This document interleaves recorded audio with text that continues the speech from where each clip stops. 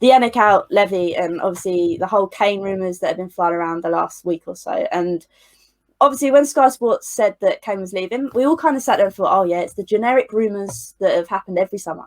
But for me, I think something has changed this summer. And that kind of leads into what we obviously saw last night.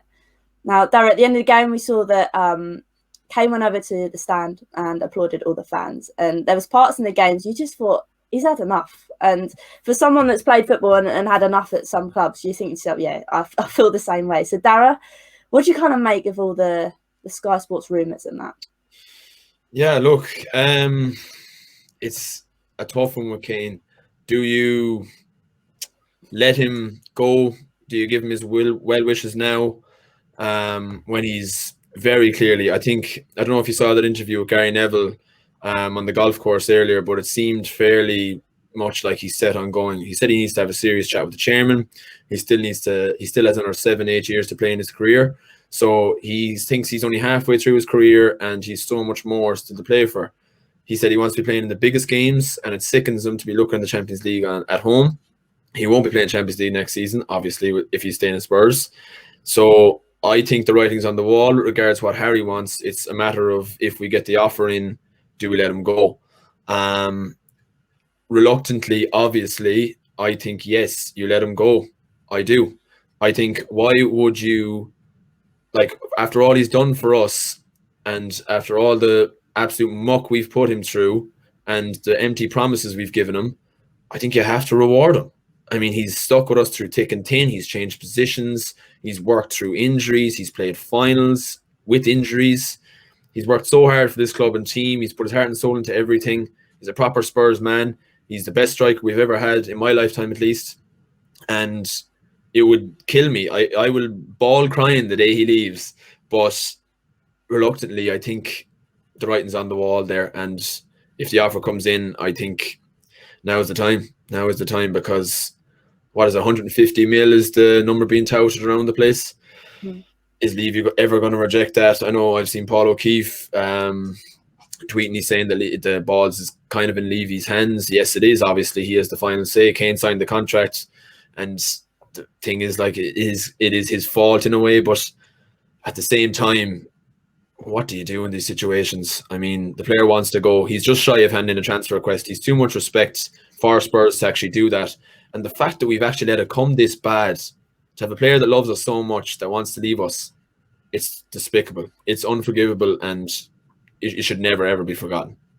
No, 100%. And I kind of agree with everything you said, in the sense that the time, I think, for him is now. The fact that he said in the interview he's been at this club for 16 years, and he was going on about the fact that obviously, I think Gary Neville was talking about Shearer and personal accolades, and he was like, I want to be the best I can be. And Yes. to me, that kind of says, I'm not really too fussed about personal accolades. They're great, but I want to win something. So for you, Luke, I know we've had this conversation before on the channel, but after everything that's kind of happened in the last week or so, do you think maybe time is running out for Kane being a Spurs player next season?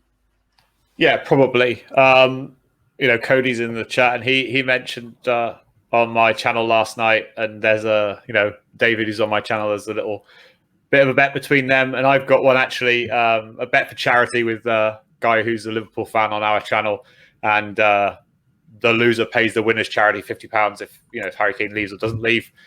So that should be some good fun for us over the summer. But look, in terms of Harry Kane, Darrow's right. You can't begrudge him for leaving, right? If he leaves Spurs, where am I here? These pictures aren't coming down. Do you know what I mean? They're staying up, because to me, he's still a Spurs legend. He's one of the best players that I've ever witnessed at Spurs, and he wasn't always that player. If I go back many, many years, I wrote on Facebook and all these different things, how much I didn't like Harry Kane really early on when he first broke in. There's still a picture of him and Jamie Vardy in a playoff game. I think he's on loan at Leicester, and they're both sat on the bench. And look at them now. They're both incredible strikers. Does he deserve to win the biggest trophies in the land? Yes, he does. Did he look last night like he wanted to go?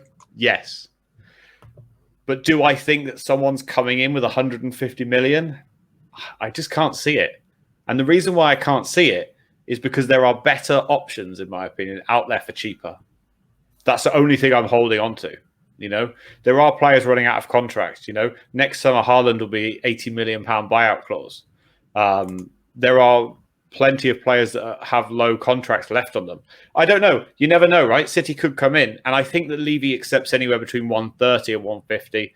I don't know if he'd hold out for the full 150, but the ball's in Levy's court in the sense of if he shows some ambition now, maybe it's too little too late, but if they act fast enough and they show some ambition quickly, there is a chance it could be saved, I think. If the right manager is brought in the sense of we'll show some ambition. If they bring in Graham Potter, Scott Parker, anybody like that, he's out the door. If they bring in somebody with some real ambition, then there is potential. If they start investing early, there is potential. But, I would say it's a 90% chance he leaves now. Because Man United and Man City, they can find that cash from somewhere and they'll make it back through competition fees, through television rights, through shirt sales. They'll make that back quite easily. But look, for a player that cost us nothing, 150 million would be lovely, wouldn't it? But will we ever see that money? Probably not.